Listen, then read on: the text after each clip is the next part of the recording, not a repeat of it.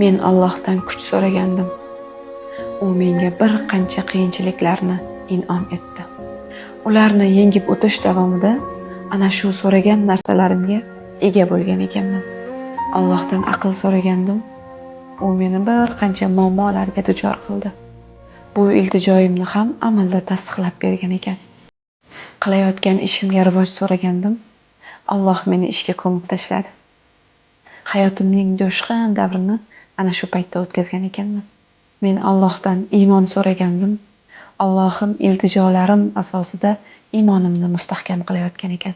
Allohdan jasorat so'ragandim. U menga musulmonlarga yordam qo'lini cho'zishdek imkoniyat yaratib bergan ekan. Men Allohimdan halovat so'ragandim. U menga qalb berib, iymon ila uni bezatib qo'ygan ekan. Men Allohdan to'g'ri yo'l so'ragan edim. U menga eng to'g'ri yo'l bo'lmish islomni ko'rsatib qo'ygan ekan. Men Allohdan duolarim qabul bo'lishini so'ragan edim. U hamma iltijolarimni o'zining buyukligi bilan ta'minlab qo'ygan ekan. Aslida men so'raganlarimga erishgan ekanman. O'ziga shukr.